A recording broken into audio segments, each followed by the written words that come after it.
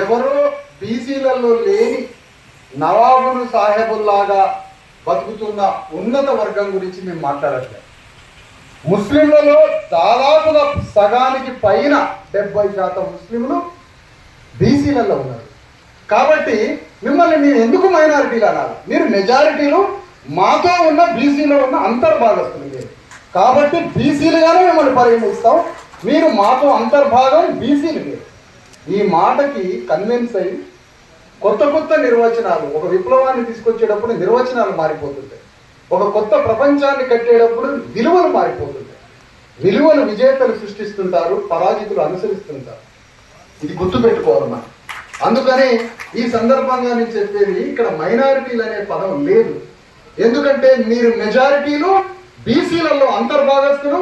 ఇంకా చెప్పాలంటే ఎవరో పర్షియా నుంచో, ఆఫ్ఘనిస్తాన్ నుంచో, పాకిస్తాన్ ప్రాంతం నుంచో వచ్చినటువంటి వాళ్ళు, ఆ సంఖ్య కొద్ది శాతం మంది.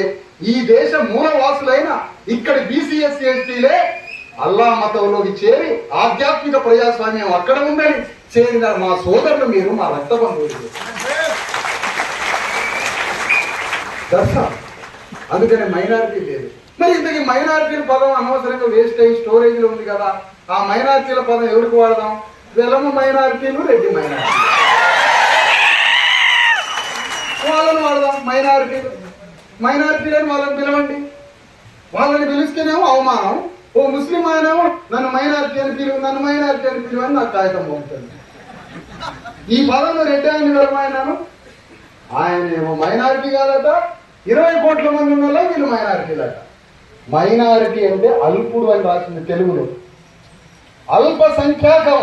అల్పులు కాదు మీరు, బలమైన జాతులు మీరు, అల్పులు కానే కాదు. అట్లనే డిఎన్టీ మనోడు చెప్పినటువంటి ప్రపోజల్ కొద్దిగా మాట్లాడదాం, చర్చిద్దాం. మనం తప్పకుండా వాటన్నింటి కలిసి